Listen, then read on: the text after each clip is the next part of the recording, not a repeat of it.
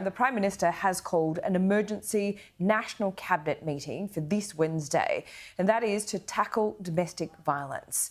But Anthony Albanese is feeling the heat. He's accused by the organiser of the weekend's rally of lying. Live to Trudy McIntosh now. Trudy, take us through what's happened over the weekend.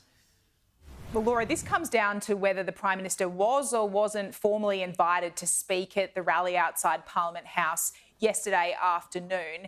He stood up in front of this crowd and said that he initially hadn't been invited, but then he used that opportunity to call this a national crisis and speak about some of the things the government is doing to try and tackle this, but he did admit that more needs to be done. Well, saying publicly that he wasn't invited to speak triggered a fierce response from the organiser, Sarah Williams. She called him a liar to his face and then became quite emotional, needing to be comforted by those around her as the PM continued to talk.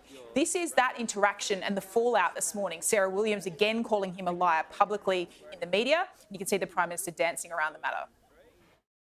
To be clear, we did ask to speak, myself and Katie, and we're told that that wasn't possible, and that's fine. I respect the organisers' right to do that.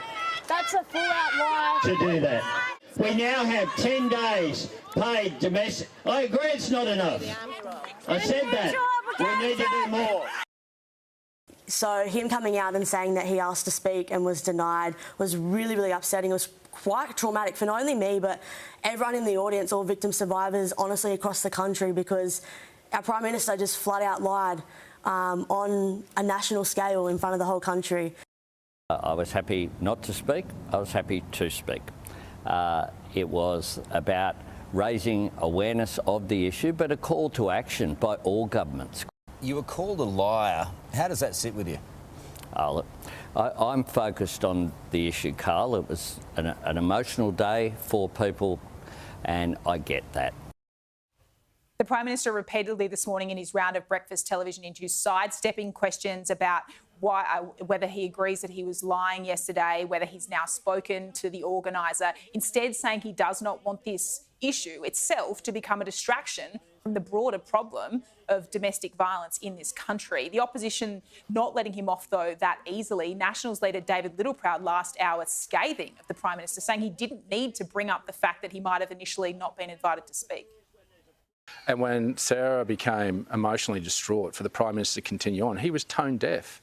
I mean, I get we're all angry that we've got to this juncture, but as Prime Minister, it's your responsibility to lead your nation, not to fight it, to actually stand up and not to make a petty political point at the expense of a brave woman who has come forward and led her community.